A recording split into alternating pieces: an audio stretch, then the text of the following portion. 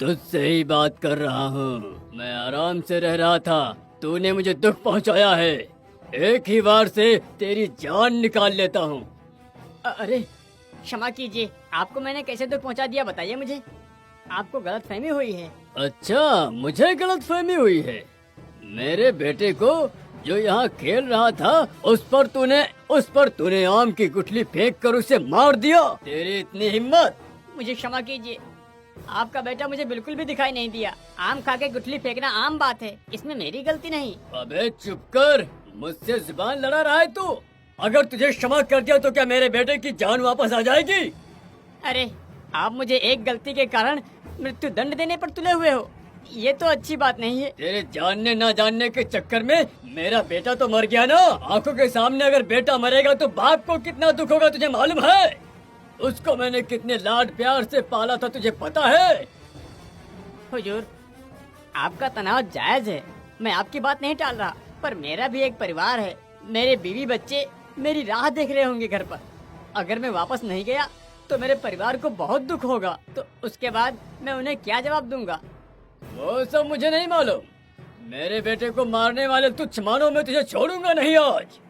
जान के बदले जान, बस। ठीक है, इस गलती के लिए मैं अपनी जान देने के लिए तैयार हूँ, लेकिन एक छोटी सी विनती है आपसे। मैं मेरे परिवार से मिलना चाहता हूँ। उन लोगों के लिए जिंदगी भर सुकून से रहने के लिए सारी तैयारियाँ करके फिर आपके पास आ जाऊंगा। अच्छा, तूने मुझे उल्लू समझ रखा है क्या? तू जाने के बाद दोबारा वापस आएगा? मैं आपके पास जरूर आऊंगा। मैंने अपने बच्चों के लिए बहुत सारी भेंट खरीदी हैं, इसीलिए ये सब उन्हें देने के लिए घर जा रहा हूँ। कृपा करके मुझ पर यकीन कीजिए। घर का मालिक जिंदा नहीं है तो उस परिवार को कितना दुख होगा मैं जानता हूँ, मगर यदि मैंने तुझे अभी छोड़ दिया तो फिर तू यहाँ वापस आने में कितना समय लेगा ये मुझे बता। मैं तो एक ईमानदार आदमी हूँ, अगर मैंने आपको वचन दे दिया है तो कभी टालूंगा नहीं। मुझे घर पे सारी जिम्मेदारियाँ देख के मेरी बीवी को सौंप के वापस आने के लिए कम से कम 6 महीने लगेंगे। ठीक है, मैं तुझे छोड़ रहा हूँ। घर जाने के बाद 6 महीने में ही वापस आ जाना। अगर वापस नहीं आया तो मैं तुझे कहीं से भी ढूंढ के तेरे परिवार के साथ सबको मार दूंगा। अब तुम जा सकते हो। बहुत बहुत धन्यवाद, मैं 6 महीने के बाद जरूर वापस आऊंगा।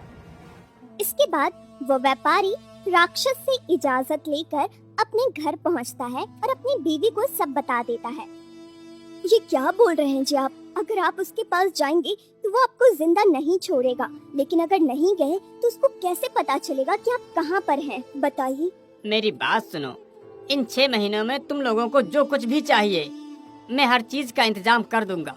बच्चों को एक छोटा सा व्यापार लगवा दूंगा जिससे तुम्हें कोई परेशानी नहीं होगी। आप चाहे जो भी कहिए, मैं इस बात को नहीं मानूंगी। दिया हुआ वचन नहीं टालना है। उस राक्षस के बेटे को मैंने ही जान से मार दिया था, इसीलिए जाना है। उसके बाद व्यापारी 6 महीने के समय में अपने परिवार के लिए सारी तैयारियां करके उस राक्षस के पास चला जाता है।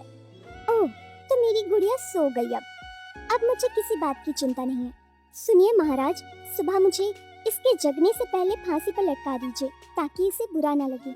ये क्या, तुमने तो कहानी बीच में ही रोक दी। उस व्यापारी के आने के बाद राक्षस ने उसका वध किया या फिर उस व्यापारी को छोड़ दिया?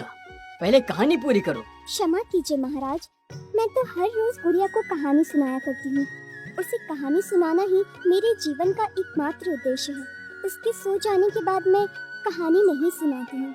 तो फिर इस कहानी को खत्म करने के लिए गुड़िया को कल रात फिर से सुलाते समय ही तुम तैयार होगी। इसका मतलब इस कहानी का अंजाम जानने के लिए मुझे भी कल रात तक इंतजार करना पड़ेगा।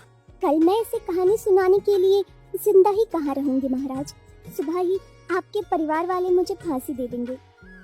कहानी तो बड़ी दिलचस्प है, इसमें क्या है? मैं तुम्हारे मृत्युदंड की सजा एक दिन और टाल दूंगा। तो क्या आप मुझे फांसी की सजा नहीं देंगे महाराज? इस तरह वैशाली की कहानी में व्यापारी जिंदा बच गया या मर गया ये जानने के लिए महाराज वैशाली की फांसी की सजा को टाल देते हैं। आगे की